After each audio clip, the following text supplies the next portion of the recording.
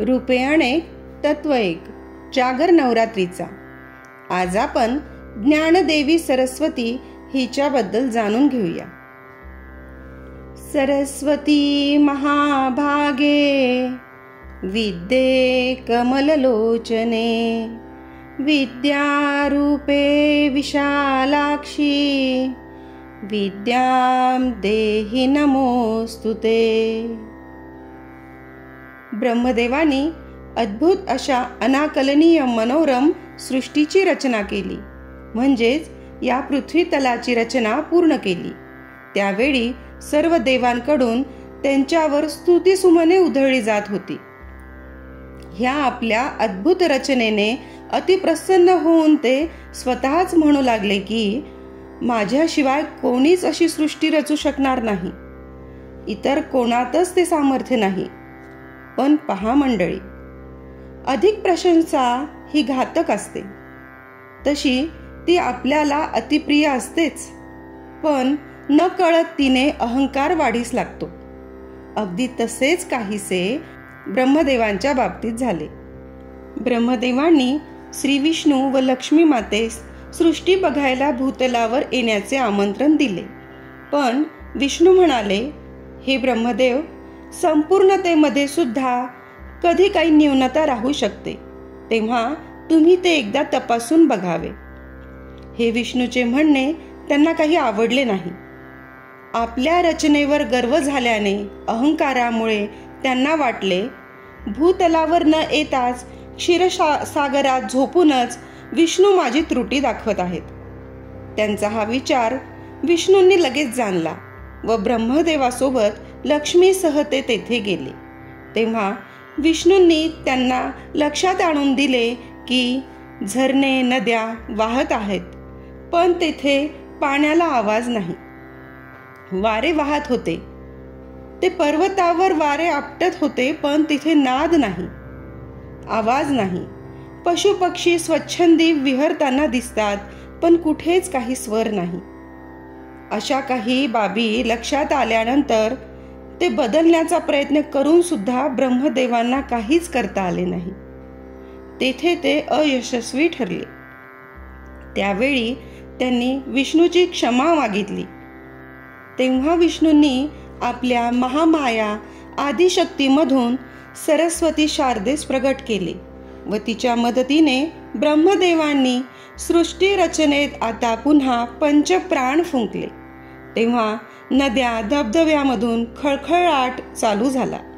वृक्षलतांची सळसळ, पशुपक्ष्यांची चिवचिवाट, सर्व स्वर कानावर येऊ लागले. तेथे सर्व सृजनामधून मनोहर असा अनाहत नादाची अनुभूती येऊ लागली. तेव्हाच हे सृजन खऱ्या अर्थाने पूर्ण रसपूर्ण झाले होते. हेच अनाहत नाद महाविष्णूच्या श्वास प्रश्वासातून बाहेर पडले. तेव्हाच वेदांची निर्मितीही झाली. पुढे ते वेद ब्रह्मदेवांनी भुर्जपत्रावर उतरवण्याचा प्रयत्नही केला, पण तो अयशस्वी ठरला. अक्षर तेथे गुप्त होत आहे हे पाहून त्यांनी सरस्वती मातेची मदत घेतली.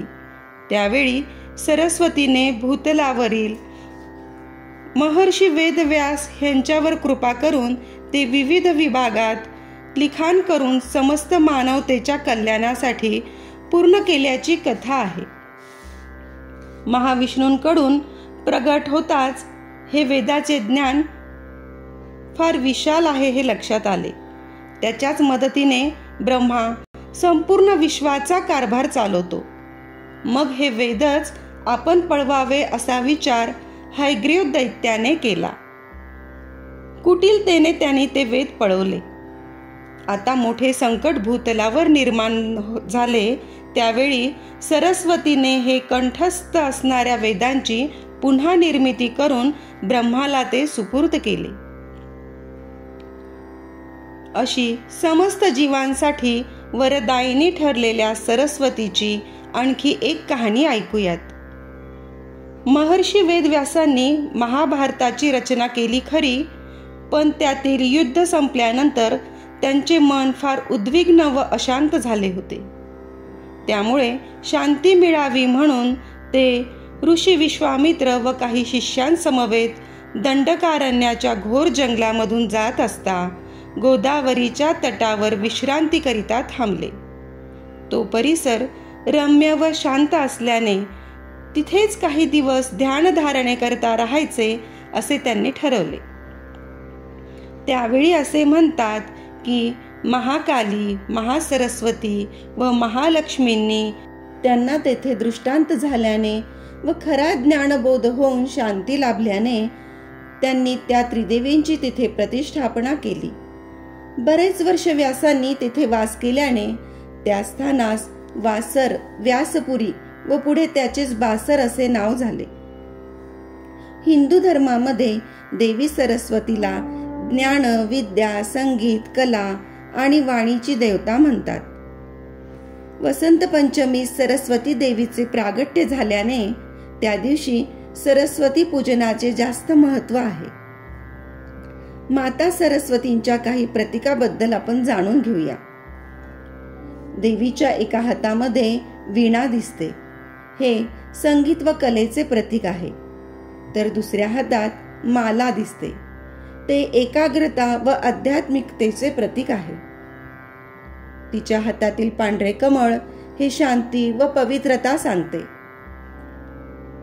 एका हातातील पुस्तक हे ज्ञान व विद्येचे प्रतीक आहे. ही हंसवाहिनी आहे. तो हंस पवित्रता तसेच चांगल्या वाईट ह्याचा भेद जाणण्याचे प्रतीक आहे. त्यालाच आपण निरक्षीर विवेक असे म्हणतो. सरस्वती देवीच्या मागे आपणास जी नदी पाहायला मिळते ती सरस्वती देवीचेच रूप असून पवित्रता, मांगल्य व जीवदायिनी अशी आहे.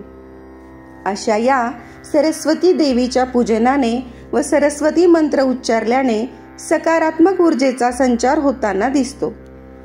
वेदव्यासांनी सुद्धा त्यांचा पुत्र शुकदेव यांना वेदाचे ज्ञान येथेच सरस्वतीच्या पूजनानंतर दिले होते. म्हणूनच बासर येथे अक्षरारंभ पूजेला अधिक महत्त्व प्राप्त झाले आहे. लहान मुलांची शिक्षणाला सुरुवात होताना म्हणजेच शाळेत नाव टाकण्यापूर्वी येथे येऊन सरस्वतीचे दर्शन व अक्षरारंभ पूजा केल्याने तिची कृपा प्राप्त होते अशी मान्यता आहे.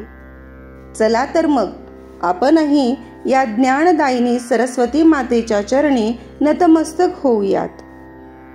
शरदिंदु समाकारे पूर्ण ब्रह्मस्वरूपिणी बासरा पीठ निलये सरस्वती नमोस्तुते, सरस्वती नमोस्तुते.